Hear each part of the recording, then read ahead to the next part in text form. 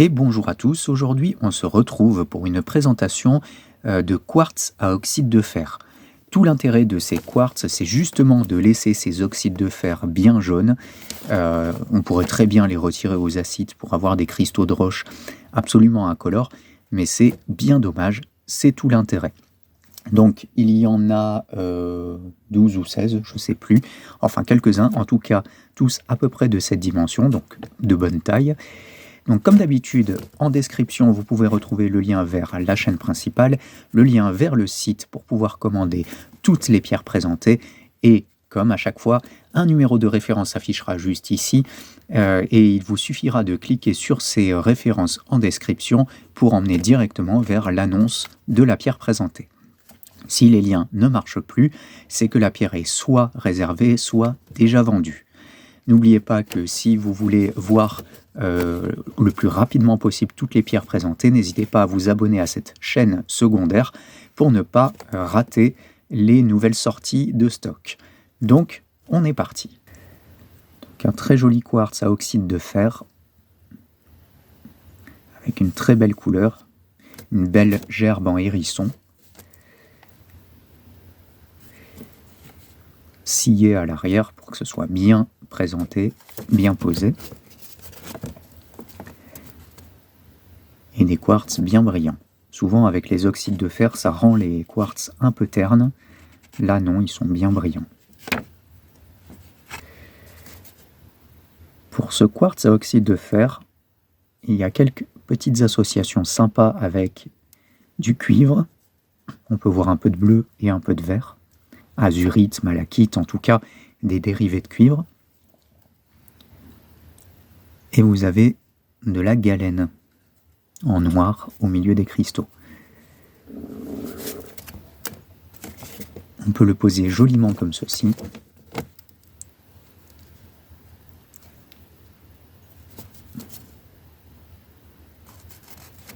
On peut voir un tout petit peu de pyrite, mais vraiment un tout petit peu. Moi, je trouve ce quartz très très joli. Déjà, les oxydes sont assez doux. On a une très belle brillance. Et les cristaux comportent quelques inclusions qui rendent le tout bien esthétique.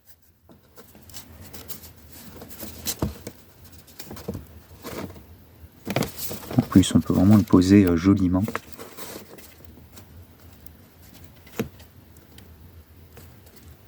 Alors, il y a ce cristal, malheureusement, qui n'a pas survécu. Mais sinon, à part ça, c'est nickel. Très joli quartz à oxyde de fer. J'aime beaucoup ce type de quartz quand les oxydes sont vraiment que sur les pointes. Ça donne un effet qui est tout à fait sympa avec le cristal de roche, le quartz incolore en fond, blanc, et juste les pointes à oxyde de fer. Ça fait vraiment un joli contraste.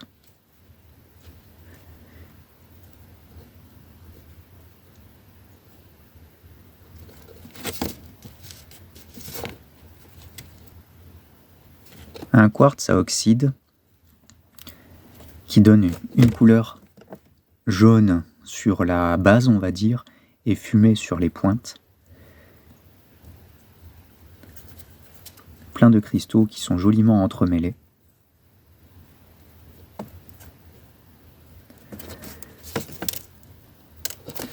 Alors, il a été taillé pour être posé comme ceci, mais vous voyez, il a un peu de mal à tenir, donc il vaut mieux le poser à plat.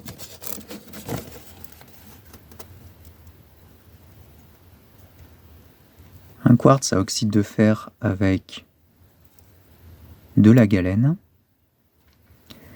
et quelques oxydes de cuivre d'ailleurs. On voit un peu de vert sur la galène. Un petit peu de pyrite. Ici, là, on peut voir à l'intérieur des cristaux. Ici aussi.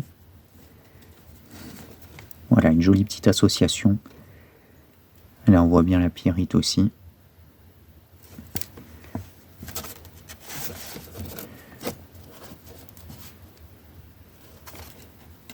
Un quartz à oxyde de fer entre fumé et jaune. C'est vrai qu'il n'est pas jaune pétant, il n'est pas fumé, vraiment entre les deux. Une belle gerbe de cristaux. Alors, je vais être très honnête sur celui-ci, je trouve que le rendu caméra fait un peu trop briller la pierre. Je trouve qu'au naturel, ça brille un tout petit peu moins. Vous savez que chez moi, on dit tout. Et que vous ne soyez pas déçus en recevant, voilà, ça brille un tout petit peu moins au naturel pour celle-ci.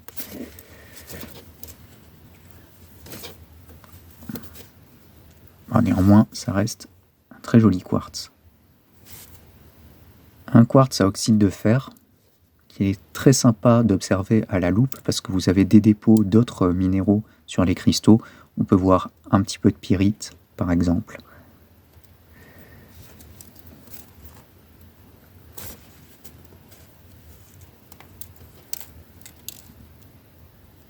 Là, on a un cristal biterminé qui n'est pas dans le même axe que les autres d'ailleurs. Vous voyez que tous les autres, y partant hérissons dans ce sens.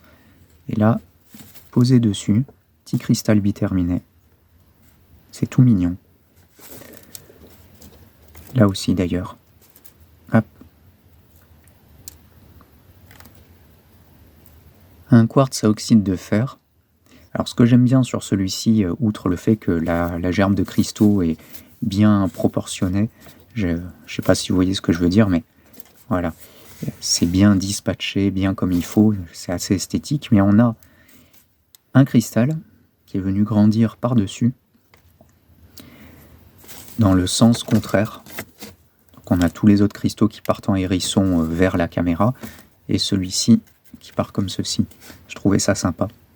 D'ailleurs, il ressort un peu plus pâle que les autres, donc du coup, ça le fait bien ressortir en contraste.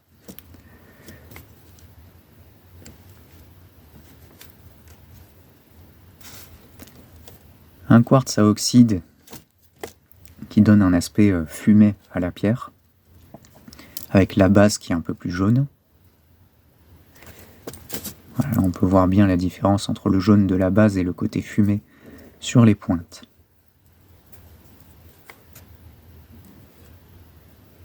Ce qui fait qu'on a un effet qui est assez marrant quand on tourne la pierre.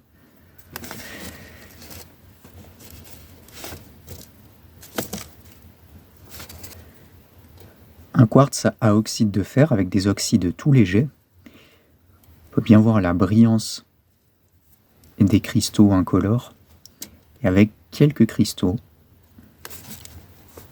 une belle couleur jaune et quelques arcs-en-ciel d'ailleurs, dus aux oxydes.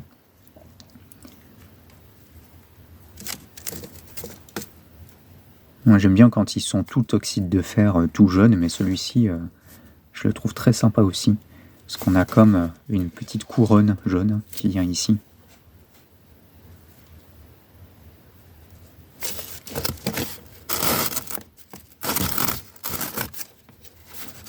Et pour finir, ce quartz à oxyde de fer qui a une couleur entre le fumé et le jaune, avec des cristaux très brillants.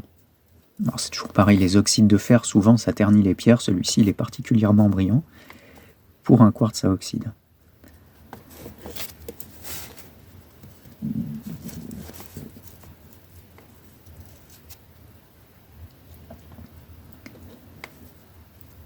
Et voilà pour la présentation de ces quartz à oxyde de fer.